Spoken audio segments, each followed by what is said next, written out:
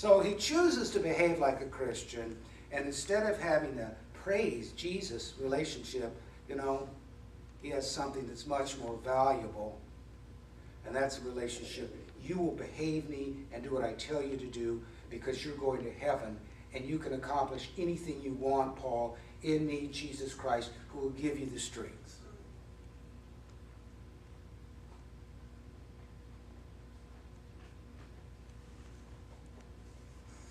These words have nothing to do with 90% of the people in the pew, because most of the people in the pew, it doesn't apply to them. These words don't apply to most people because it's obviously the overwhelming majority of Christians don't believe this.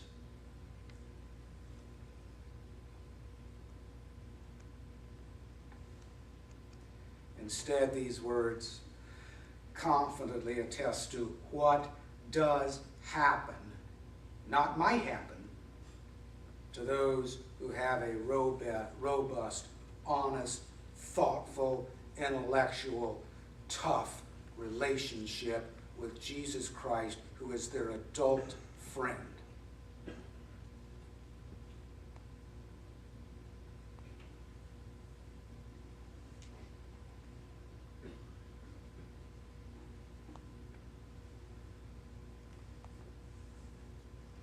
I said it before. Any Christian who is willing to place total trust in Jesus Christ, that person will, not maybe, achieve through Christ greatness.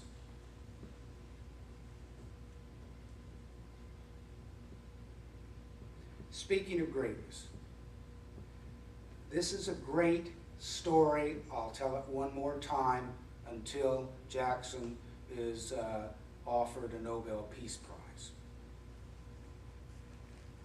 In 2001, thousands of children in the Akagizi village of southwestern Uganda, that's the far southwestern corner of Uganda, and it butts next to Rwanda. There's a happy place.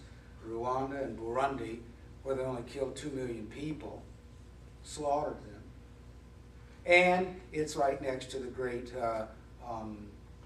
gorilla sanctuary, where the movie Gorillas in the Mist was filmed with Diane Fossey. It's a very remote place. It's not primitive. The people wear clothes. They don't have bones in their noses. The kids go to church. They're very respectful people, very, very wonderful people. Also very, very poor people. There's an irony about this because they're so far away. They have not been polluted by international help groups that come in there and distort things. So rather, the fundraising has been at a local level like this, and as a result, it's been relatively, well, it's not relatively, it's been very pure. Anyway, in 2001, hundreds and thousands, really, of children in the Akagizi village, in the Akagizi district of southwestern Uganda, had no parents, and frankly had been abandoned by their extended families. And this is because there's no food to speak of. And yet it's not like, Brenda and I will go home to a lovely meal. A lot of you will go out and spend $20 for a Sunday meal, and that's wonderful. These children weren't so lucky. Their families, their extended families had no money, so the children pretty much were left to themselves and by themselves. These little ones had literally, maybe if they were lucky, one meal of porridge a day. Literally, one article of clothing for their bodies, no underwear, of course. Literally, no health care. Literally, no possibility for education. Literally and absolutely no hope, period. Now, as I do this, and I get in trouble for this, and I make no apologies for it, I always contrast what these children have accomplished, and I think you know this, that of the 50 kids who have graduated, all have graduated, no, with the exception of one, B+ or better, highest scores in the country of Uganda.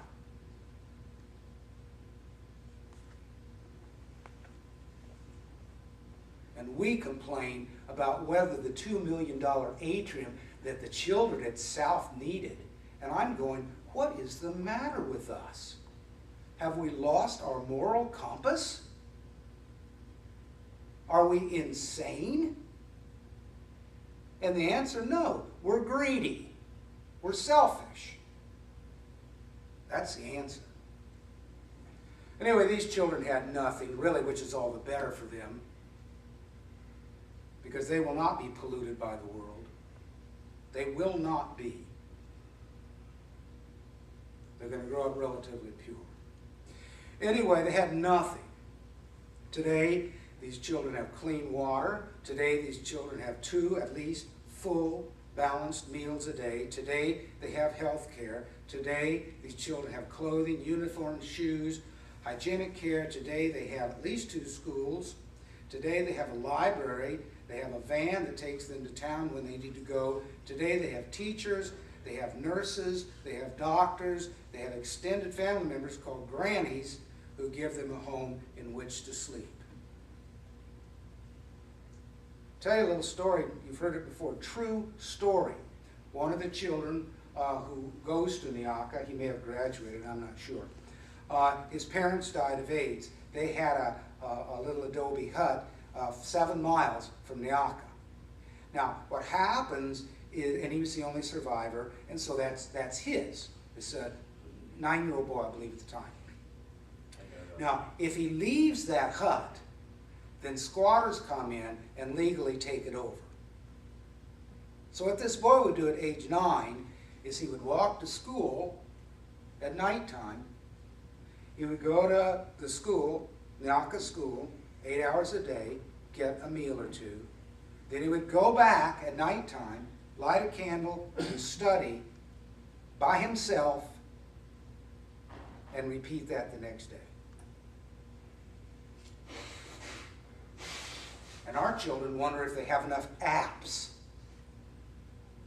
We have lost our moral compass. This is insane. No, it is unchristian. People say we live in a post-Christian country. No, we live in a pre-Christian country. This country has no idea who Jesus Christ is. This is a pre-Christian country. It is not post-Christian. We have no idea who Jesus is. Daddy, I need more apps for my phone.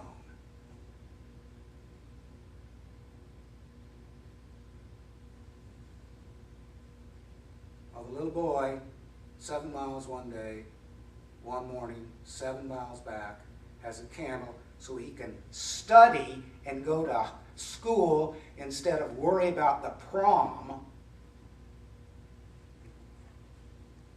Oh, the judgment. The judgment we're going to receive is going to be hideous. And it is coming. The selfishness is going to do us in. So today, as I mentioned, 50 of these children so far, there are 500 now, that are involved with the educational system. 3 or 4 years, it'll be over 1,000. Anyway, 50 are now in secondary school, and in 5 years, will apply for admission in college, university, or valuable trade school. We expect to have 95% graduation, all the children going to college. How many kids in Bloomington go to college?